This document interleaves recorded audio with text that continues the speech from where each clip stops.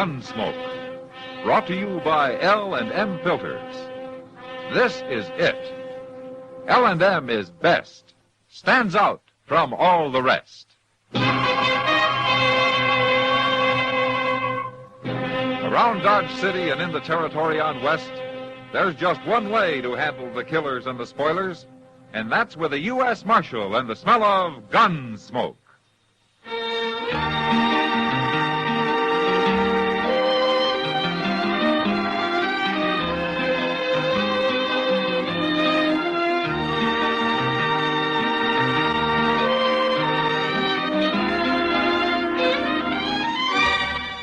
Gunsmoke, starring William Conrad. A transcribed story of the violence that moved west with young America. And the story of a man who moved with it. I'm that man. Matt Dillon, United States Marshal. The first man they look for and the last they want to meet. It's a chancy job, and it makes a man watchful. And a little lonely.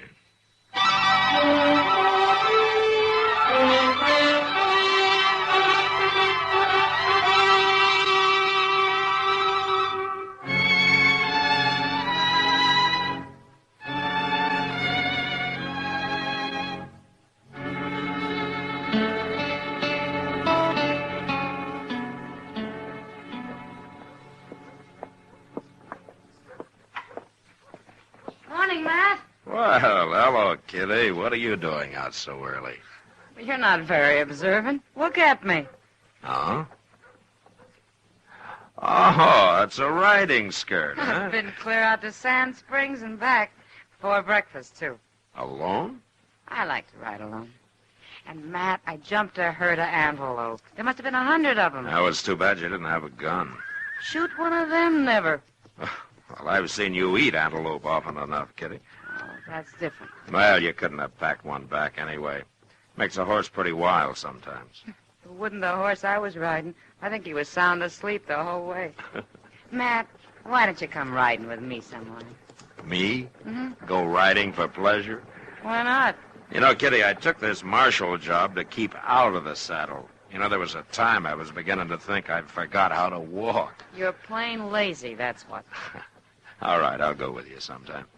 But I won't promise to leave all those antelope steaks running around loose out there.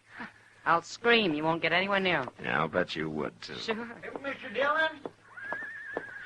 Mr. Dillon? Oh, morning, Miss Kitty. Hello, Chester.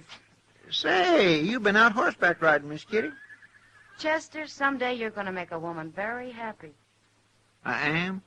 Matt didn't even notice my riding skirt. You didn't? No. Well, you came up here in a big rush, Chester. What's it all about? Oh, it's Earl Haney, Mr. Dillon, the fellow that banks the faro table over at the Long Branch. Yeah, I know him. Something happened to him, Chester? It sure did. Sam Noonan went out back when he come to work this morning, and he found Haney laying there. Somebody's busted his head open. Is he dead? Not yet, but he don't look good, according to Sam. Well, is Doc there? No, sir. Doc went out to the Tewksbury Ranch. He left a note on his door saying he won't be back till afternoon.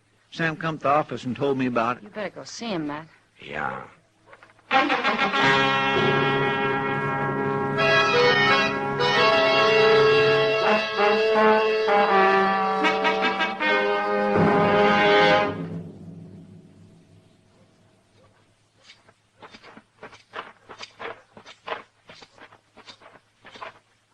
There he is. End of the alley, Mr. Dillon. Well, at least Sam put a blanket over him. Good thing you come, Marshal. Is he still alive, Sam? Oh, he's alive, but he ain't good. He comes to every once in a while, and then he passes out again. Yeah. He say anything about what happened? Well, I didn't try to make him talk, Marshal. You any idea what happened, Sam? Oh, no. Last I saw of him was early this morning, about 4 o'clock. I left him counting the money at his faro table, alone. He's coming to, Mr. Dillon. He just moved.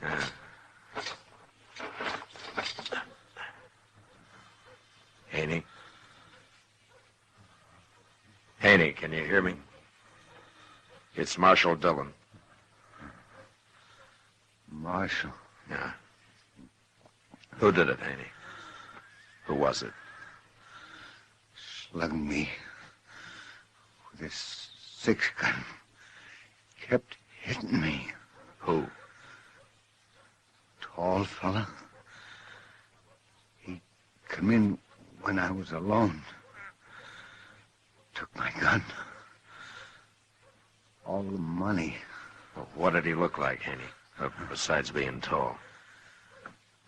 Real tall. Red hair. Hey, look at there. He's passed out again. He keeps doing that, Marshal.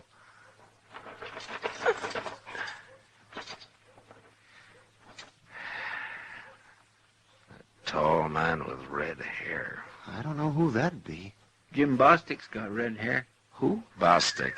I think I know him. Yeah, sure you do, Mr. Dillon.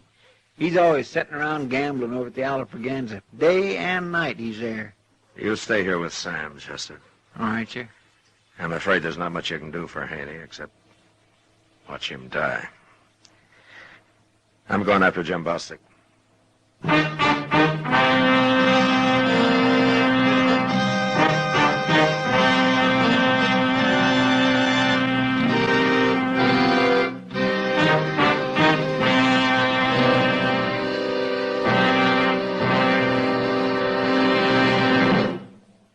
This is it, L&M Filters. It stands out from all the rest.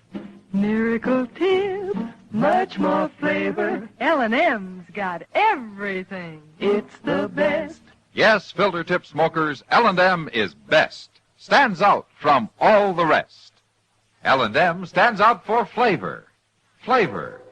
Flavor. Flavor. The Miracle Tip draws easy. You enjoy all the tastes. And notice how mild it is. L&M stands out for effective filtration. Filtration. Filtration. Filtration. No filter compares with L&M's Miracle Tip for quality or effectiveness. L&M's got everything. L&M, light and mild. America's best filter tip cigarette.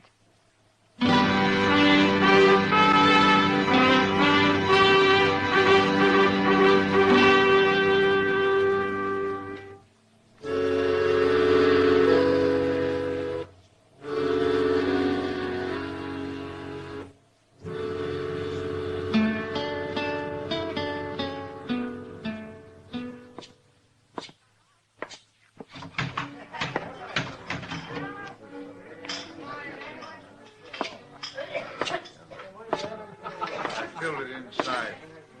There they are, gentlemen. King High Straight. My pot. Who can make it? Well, hello, Marshal. Take a hand. No, thanks. I want to talk to you, Bostic. Now? Yeah. What about? Come over to the bar and I'll tell you. Sounds important. It is. Okay. Deal me out this hand, gentlemen. Okay, Bostic. All right, gentlemen. That's for the deal. Hope this don't break my luck, Marshal. It's been running good the last couple hours. All-night game? Oh, he started just after midnight. Then you've been sitting with those men ever since midnight, then. Just about, Marshal. What'd you want to see me for? You know Earl Haney, Bostic? I ain't proud of knowing him. Oh? I got no use for him. It's nothing in particular, Marshal, but I never did like him. I see. Well, what are you asking me about him for? He was, robbed and slugged this morning. He was? Well, you don't think I had anything to do with it, do you? He said it was a tall man with red hair. And you're the only red-haired man I could think of. Oh, he's lying. He's trying to put it on me because we're enemies. You think he'd do that? Well, of course he would. Ain't he do anything to get me in trouble? He's dying, Bostic. That'd be going pretty far, wouldn't it? Not for Haney, you wouldn't. You know, there's something I don't understand. What? You're making a big argument about Haney lying to get you in trouble. When there are 4 men sitting over there to alibi for you. Well, I wasn't in the game the whole time, Marshal. I left for about an hour. What time? It was about Oh, 4 o'clock, I guess. It was, huh? Oh, that's when Haney got it. That's when he got it. You're going to be disappointed, Marshal. What? I still got an alibi. Well, you better have. Who is it? Doc Adams. Doc. Sure. I got a stomach cramp real bad, so I left the game, went over to Doc's and woke him up. He fixed me some stuff in a glass, and then we sat and talked. He said he had to get up early anyways. Well, I'll say one thing, Bostic. You don't think straight, but you think fast. Mr. Dillon? Yeah, what is it, Chester? It's Haney. He come to again, started asking for you. Says he's got something to tell you. You'd better hurry. He's awful serious about it. I'll go, Chester. But first, I'm going to take your gun, Bostic. What for? Give it to me. Here, Chester, you hold it. Yes, sir? You're under arrest, Bostic. Under arrest? Taken to jail, Chester. Well, no, look here, Marshal. All you got to do is ask Doc. He'll tell you. Doc's not here. He won't be back till afternoon. Well, I can't wait that long. I'm starting out for Coldwater in an hour. I want to be there tomorrow. You're not going anywhere till Doc gets back. Probably not then. All right, lock him up, Chester. Yes, sir.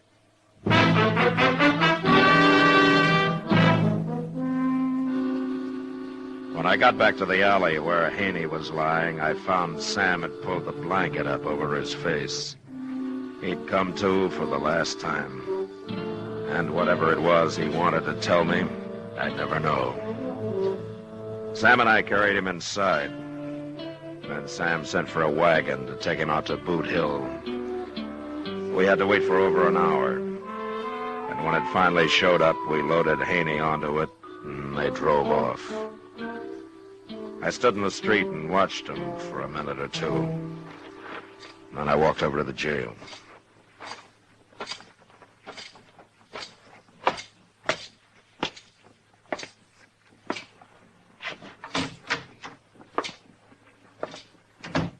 Hey, who's out there? Hey, come back here. I'll be back. Mr. Dillon, hey, come out here. Mercy sakes alive, I didn't think you was ever coming. He had a gun hid out, Mr. Dillon, and he got the drop on me just as I was locking him up. He made me get in the cell here, and then he closed the door on me and left. I've got a key. Well, I should have held his gun on him the whole time. I had it stuck in my belt, though. Who'd have thought he was carrying another gun here? All right, Chester, come on out. I swear I've been yelling myself for it. You'd think somebody would have heard me, wouldn't you? He's got over an hour's start on us. Well, he's headed southeast, Mr. Dillon, toward Coldwater. How do you know? That's where he said he was going. Yeah, I know. I heard him. Yes, sir, but he told me again when he left. He said he knew you was going to be awful mad at him, but he'd planned to be in Coldwater tomorrow, and besides, it wouldn't make any difference once you talk to Doc. Well, he kind of decides things for himself, doesn't he? Well, he is a pretty independent fellow, Mr. Dillon, but Doc will be back in a couple hours, so there's nothing to worry about. Nothing to worry about. Well, I mean, as soon as Doc tells you Bostic was with him this morning, then he'll be clear, won't he? Bostic tried to use Doc for an alibi just to stall for time, Chester. But he didn't know Doc was out of town. You talk like you think he's innocent. Well, didn't Haney tell you he was only trying to get him in trouble? And he was dead when I got there. Oh. Well, me and Bostic was talking about it on the way over here, and we figured that's what he was going to say. I reminded him when he ran off, but he just wouldn't wait for you to come back. He said he'd had all he could stand to dodge, and he wanted to get out of here right now. Like I said, he's kind of independent. He didn't run because he's independent, Chester. He ran because he's guilty, the way any murderer would. And while we're standing here jawing about it, he's out there covering miles. Well, but a couple of hours won't make so much difference, Mr. Dillon. We can go after him if Doc says he was lying. We'll get started now. But if he didn't do it and we waste time chasing him, the real murderer will get away. Sure. I want Bostic, and I don't want any more talk about it. No man's going to break out of this jail and ride off like he owned the country. I'm going to get my horse and go after him before I get so mad I can't see the track. You can stay here and talk your head off if you want.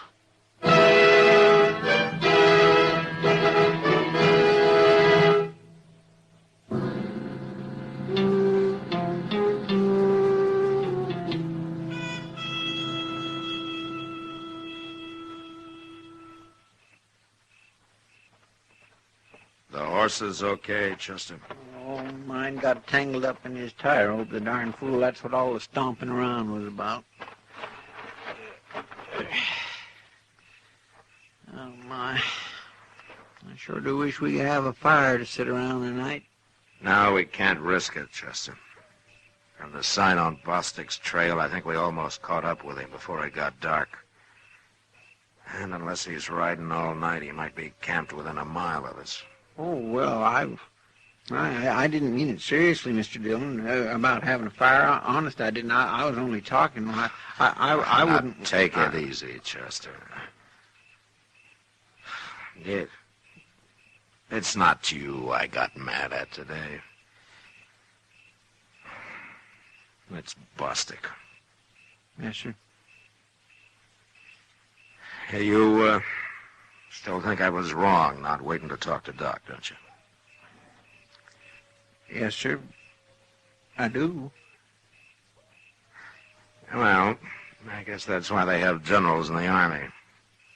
Somebody's got to make the decisions. Sure. I was sure wrong about one thing, though. Oh? I wish I'd allowed us enough time to tie on a couple of blankets. It's going to be a cold night. Yeah, especially without a fire. Well, at least we got a sack of jerky. Jerky will keep a man warm just chewing on it. A plate of hot pinto beans will keep 'em a lot warmer. All mixed up with chili peppers, like they do down on the Bravo. Oh, my goodness, I'd give most anything I know for a pot of that right now. You know, anybody who likes food the way you do ought to be a cook, Chester. I was a cook once. Oh, is that so? Where? In the Army. Back in '65, the spring Richmond fell. But I quit. You quit? Oh, I don't mean I quit the Army. I quit cooking. Oh, why? Supplies ran out. We had to take to foraging for our grub. It's a funny thing. You join the Army to be a soldier, and you wind up being a chicken thief. Well, I can think of a lot of men that wouldn't bother. Well, to tell you the truth, Mr. Dillon, stealing food come kind of easy to me. I didn't have no conscience at all about it. What's that? It's not one of our horses. It's too far off. Now that's closer. He's coming this way.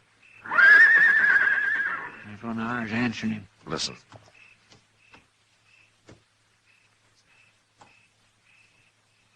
Now, that horse is hobbled, Chester. Come on.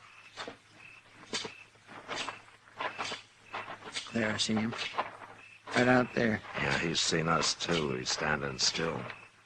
I wonder how far he's come like that. Easy now. Don't scare him. Oh. Steady, boy. Hold. Yeah, he couldn't have come very far with those hobbles. Not more than about a mile, I'd guess. How do you figure that? Well, it's been dark an hour and a half. Whoever was riding him unsaddled about then. Let's tie him up, Chester, and we'll go back the way he came. You're thinking it's Bostic's horse. And I'm sure hoping it is. I'd hate to surprise an innocent man into a shooting out there.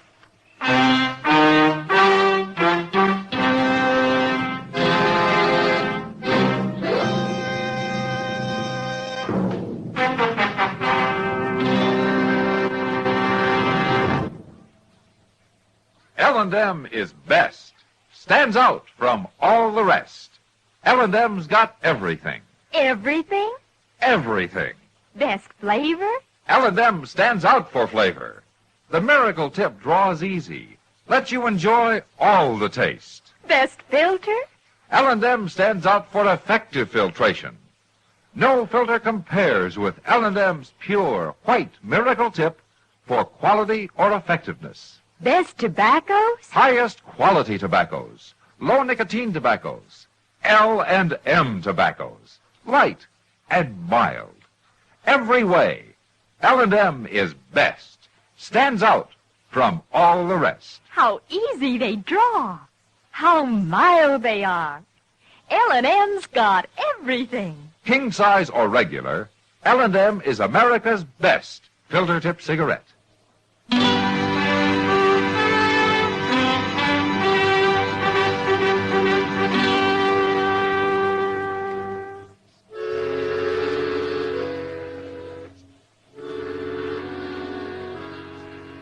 unhobbled the horse and tied him up, then started off across the prairie on foot. A man makes less noise than a horse. We couldn't do any tracking in the dark, so we had to go by guess and hope we were lucky. But we weren't. And after wandering over the prairie half the night, we gave it up and found our way back to camp. There was only one other thing to do. And a couple of hours before dawn, we led the horse back some distance the way he'd come, hobbled him again, and hid ourselves in the high buffalo grass. And then we waited a long time. What if that horse starts back for our camp, Mr. Dillon? Then we're in trouble, Chester. Mm-hmm. Anyway, this beats stumbling around in the dark. I like to broke my neck a couple of times last night. And I was hoping we'd be lucky. If we'd found him asleep, we could have taken him without a fight. And doggone him. He probably slept the whole night, all cozied up in a blanket, too. Shh. Quiet, Chester. Yeah. Well, that's him. He's whistling for his horse. Well, he's wasting his breath. That horse isn't going to move. How are we going to take him? You stay on your belly. I'll stand up first. Quiet now. You dang animal, how'd you get so far from camp?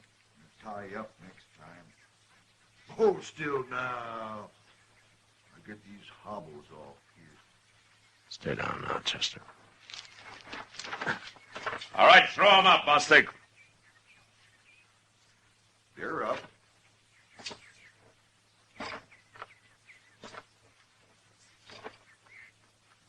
Now, what you come chasing clear out here for, Marshal? I'll take your gun, Bostic.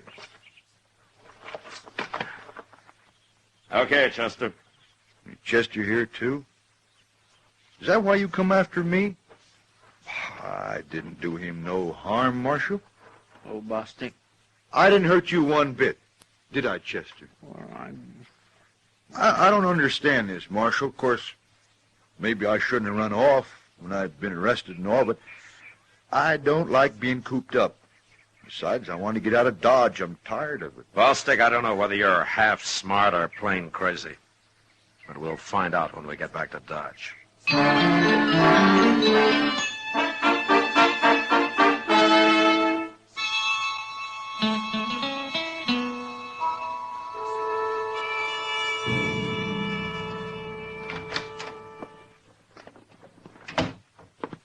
Doc will be down in a minute, Mr. Dillon. He's finishing up an autopsy. An autopsy on who? I don't know. You don't, huh? Did you tell him about Bostic? Yes, sir. Well, what did he say? Well, Mr. Dillon, I'd rather Doc told you himself. What's the matter with you, Chester? You're not even looking at me. Hello, Matt. Hello, Doc. Well, I've got a feeling Chester left it to me to tell you. To tell me what? Ken Scholes got killed, Matt. Well, who's he? He's the faro banker that was hired to take Earl Haney's place. Oh. He got killed and robbed the same way Haney did, Matt. Same time, everything. Any idea who did it? He didn't live as long as they tell me Haney did, but Sam got a few words out of him. He said the bandit came up behind him, so he never saw his face. But before he hit him, he started bragging about how he hadn't planned to push his luck again. But with you out of town, it was easy. He said he was riding off right away and never coming back.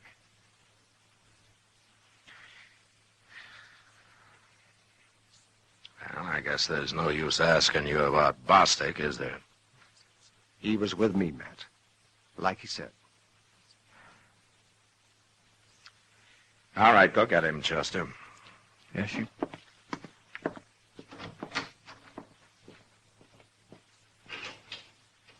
Now, Matt, It's okay, Doc.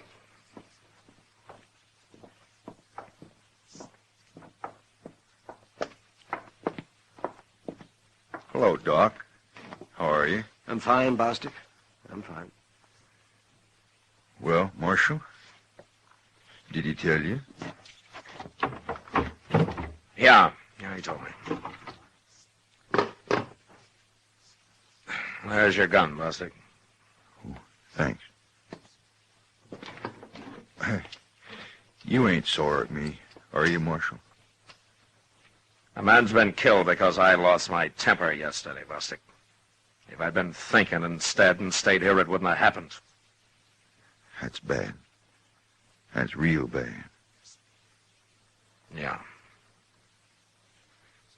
Marshal, you ever get to Coldwater, I'd like to buy you a drink. You would? Anybody can make a mistake. But it's a rare man that don't try to weasel out of it when he does. Well, I'll be going now.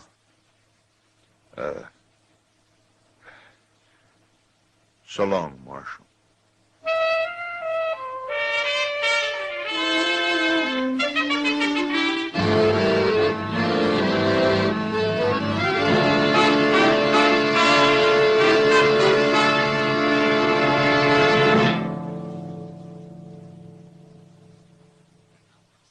And now our star, William Conrad. Thank you, George.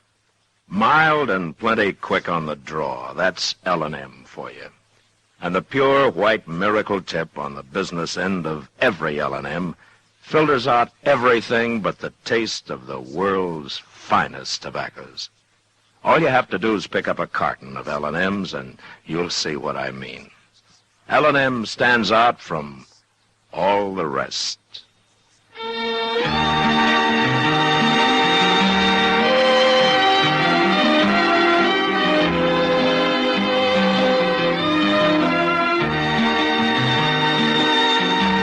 Gunsmoke, produced and directed by Norman McDonald, stars William Conrad as Matt Dillon, U.S. Marshal. Our story was specially written for Gunsmoke by John Meston, with music composed and conducted by Rex Corey. Sound patterns by Tom Hanley and Ray Kemper. Featured in the cast were John Daner, Luke Krugman, and James Musser. Harley Bear is Chester, Howard McNear is Doc, and Georgia Ellis is Kitty.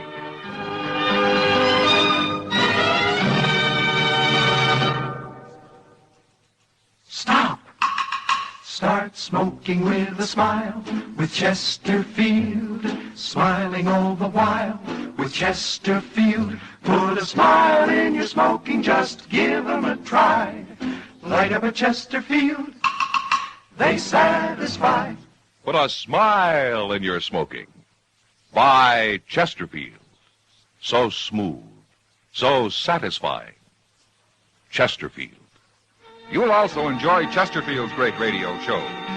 Perry Como sings all the top tunes on CBS Radio every Monday, Wednesday, and Friday.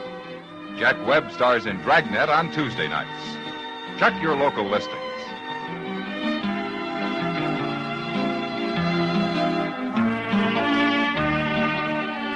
Remember, listen again next week for another transcribed story of the Western frontier when Marshal Matt Dillon, Chester Proudfoot, Doc, and Kitty, together with all the other hard-living citizens of Dodge, will be with you once more.